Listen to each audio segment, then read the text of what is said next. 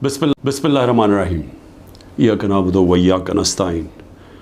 मैं अपनी पाकिस्तानी कौम की तरफ से सबसे पहले जो बजौड़ के अंदर दहशतगर्दी का हमला हुआ, जिसमें अभी पता नहीं चल रहा लेकिन 40 शहादतें हो चुकी हैं और कहते हैं 50 लोग इस वक्त बुरी तरह उस धमाके से वो ज़ख्मी हैं।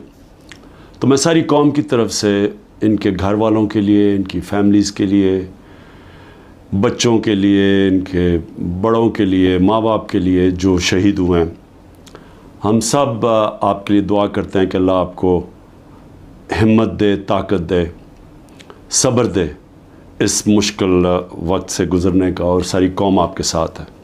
30 साल से ये हुकूमत कर रहे हैं मुल्क के ऊपर, 30 साल से मुल्क पे हुकूमत कर रहे हैं।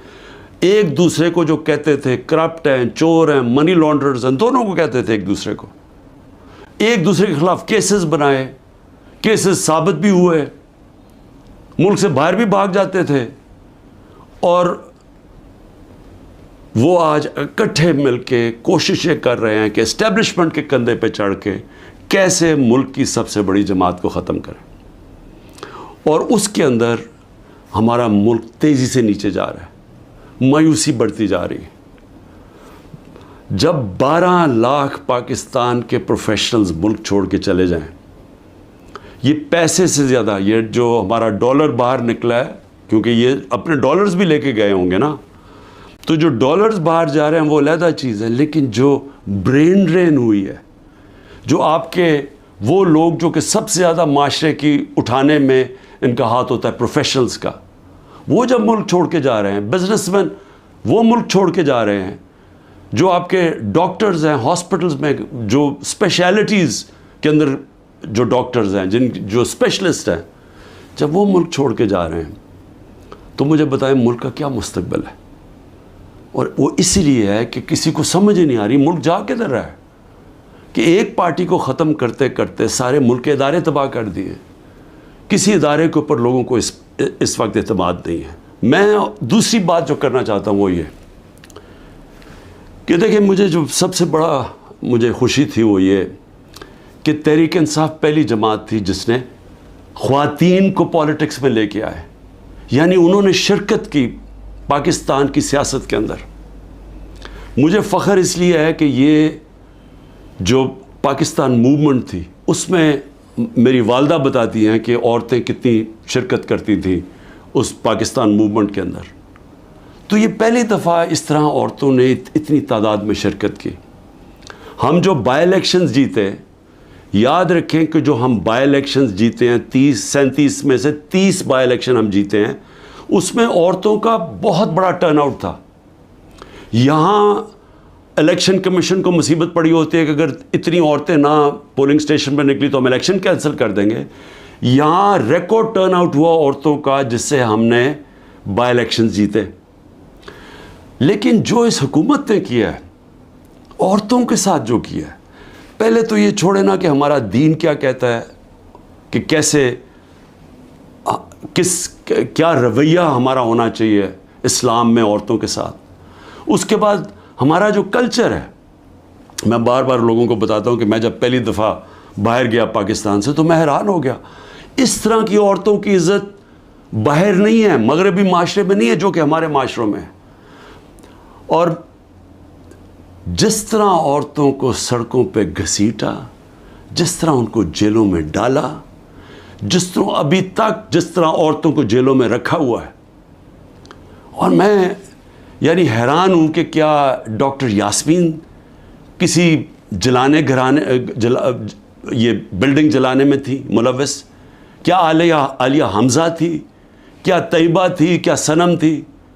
क्या खतीजा? इन्होंने कोई बिल्डिंग जलाई है?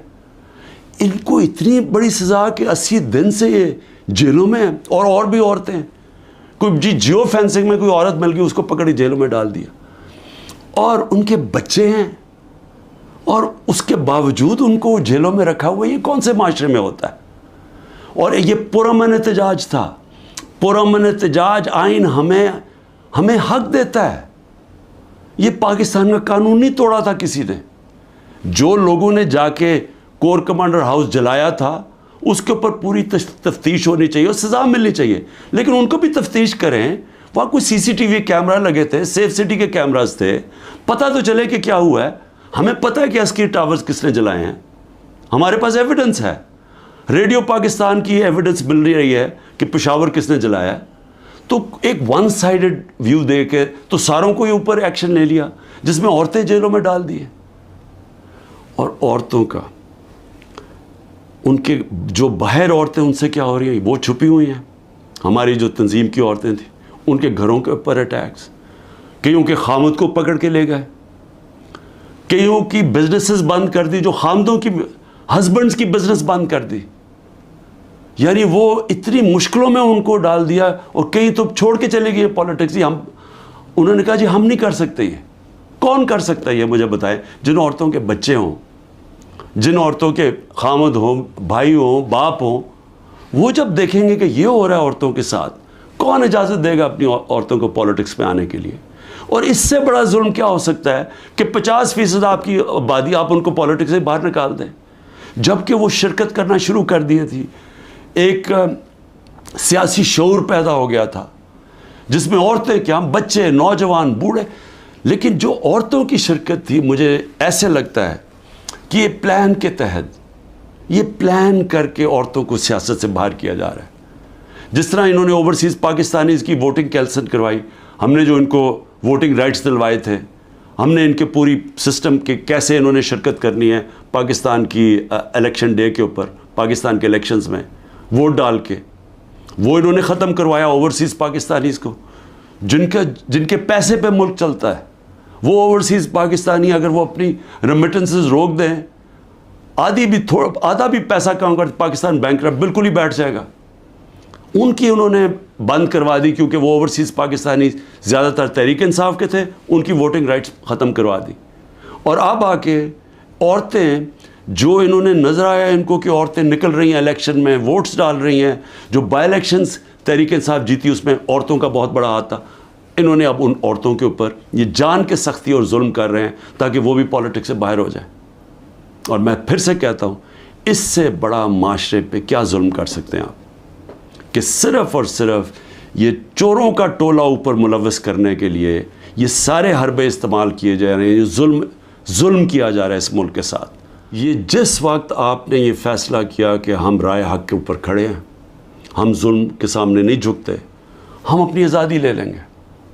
हम ये छोटा सा तबका जो टोला ऊपर बैठ के सारे मुल्क के वसाइल के ऊपर भी काबू करके बैठा है, चोरी ये करता है, मुल्क पैसा बाहर भेज देता है, एहतसाब जो आम लोगों के लिए छोटी छोटी चोरियों में लोगों को जेलों में भरा हुआ है, और जिन्होंने नहीं भी चोरी की, ताकतवर के सामने वो आता है उसको जेलों में डाल देते हैं।